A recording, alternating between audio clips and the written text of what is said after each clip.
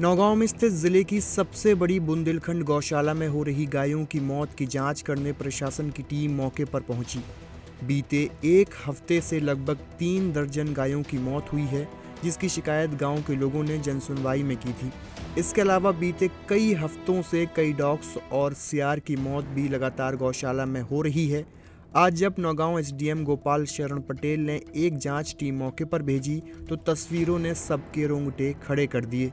और गौशाला के मैनेजर ने बताया कि गौशाला के अंदर गायों के खाने की व्यवस्था न होने के कारण रोज 2 से 3 गायें मर रही हैं। अब सवाल यह है कि 200 से ज़्यादा बीघा में फैली गौशाला में गायों के लिए खाने की व्यवस्था क्यों नहीं है, जबकि वहां मौजूद लोगों ने बताया कि गौशाला की 90% जगह आसपास के गांवों के किसानों को बट्टे पर दी गई है, जिन्होंने अपनी अपनी जगह पर फेंसिंग कर रखी है, जिस कारण गायों को भर पेट भोजन न मिलने के कारण उनकी लगातार मौत हो रही है। वहीं एसडीएम ने कहा है कि गौशाला में कई गायों की मौत हुई है, उनका पोस्टमार्टम वेटनरी डॉक्टर ने किया। कुछ गायें कमज़ोर थीं, एक के पेट में पॉलीथिन मिली। मरी हुई गायों को ठीक से दफन किया जाए, इसके निर्देश भी दिए गए हैं। वहीं वेटनरी डॉक्टर ने बताया कि इस गौशाला में बहुत सी गायें कमज़ोर हैं, उन्हें पौष्टिक आहार नहीं मिल पा रहा है। इसके लिए गौशाला के अध्यक्ष को अवगत कराया गया है। लेकिन इन सब के बीच आई ये तस्वीरें जिले की सबसे बड़ी गौशाला पर सवालों की बौछार करती नजर आ रही हैं। क्या नाम है आपका? चंद्र प्रकाश। चंद्र प्रकाश जी, क्या करते हैं आप यहाँ? भाई गौशाला की देख रेख करते हैं।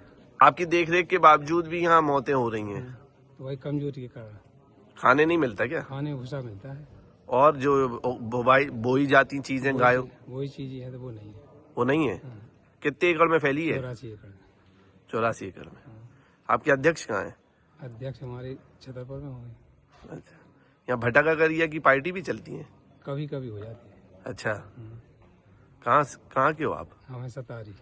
इतनी सारी गायों की मौतें हुई हैं, इसके अलावा सियारों की मौतें हुई हैं, कुत्तों की मौतें हुई हैं, क्या लगता है आपको क्यों हुई हैं? सुबह को तो पता नहीं है, कहीं की ऐसी कमजोरी ठंड के कारण हो सकता है। बस इतनी सारी गायें एक साथ एक साथ ही मरी साहब। हाँ। 2 या 3 ऐसी मरती है।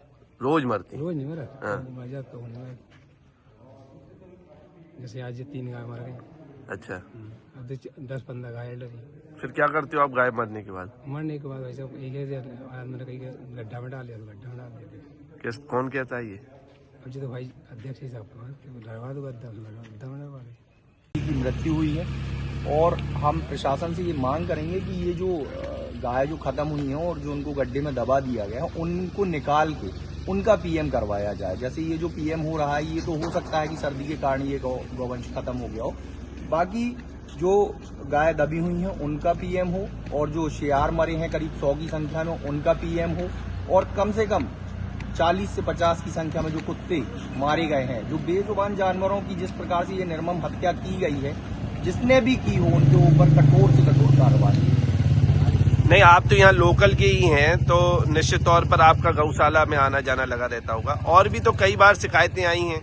देखिए क्या है कि हमारा तो ये मानना है कि गौशाला सिर्फ नाम के लिए गौशाला बची है। आप देख सकते हैं कि ये निर्माण कार्य चल रहे हैं चौतरफा, तो क्या गौशाला की जमीन पर ये जो निर्माण कार्य हो रहे हैं ये उचित है? प्रशासन को इसकी जांच करवानी चाहिए भाई, किस लिए ये निर्माण कार्य हो रहे हैं। 100 कुछ एकड़ों में यहाँ की प्रॉपर्टी है, तो ये जो गौवंश कुछ नाम के लिए गौवंश यहाँ पर रह रहा है, और सर्दी भूख के कारण तो मर ही रहे हैं, लेकिन अब जहर दे के मारने का काम इनको किया जा रहा है।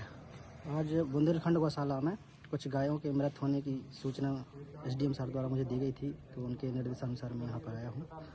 और जब देखा तो यहाँ पर जो गड्ढे में जहाँ पर मृत 6-7 गायों को यहाँ पर डाला गया है, और कुछ यहीं पर गौशाला में 3-4 गाय मृत पाई हैं। साथ में वेटनरी डॉक्टर आए हैं जो उनका पोस्टमार्टम कर रहे हैं, जिसमें अभी तो प्रथम दृष्टया उसमें पॉलीथीन वगैरह निकली हुई है। और बाकी जो गायें हैं वहाँ पर आपने देखी हैं, कितनी संख्या है लगभग?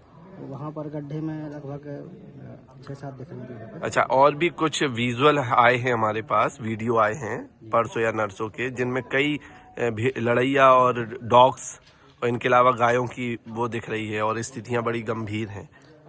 उनकी पूछताछ की जा रही है, और परिसर में देखा जा रहा है कि कहाँ पर वो कुत्ते और सियार हैं जो मृत पाए गए, उसे दिखाया। देखिए, बुंदेलखंड गौशाला में कुछ पशुओं की मृत्यु होने की सूचना मिली थी, उस सूचना के तहत मेरे द्वारा वेटनरी के डॉक्टर साहब को और हमने नायब तहसीलदार पटवारी आरआई को मौके पर भेजा था और मेरे द्वारा स्वतः अभी आके मुआयना किया गया है, जिसमें पाया गया कि जो हमारे गौशाला में अभी जहां पशु बंधे हैं उसमें 4 गाय मृत पाई गई हैं, जिनका डॉक्टर साहब ने ऑपरेशन किया है, पोस्टमार्टम किया है। तो पोस्टमार्टम में उनके अंदर से पॉलीथिन निकलना बताया डॉक्टर साहब ने।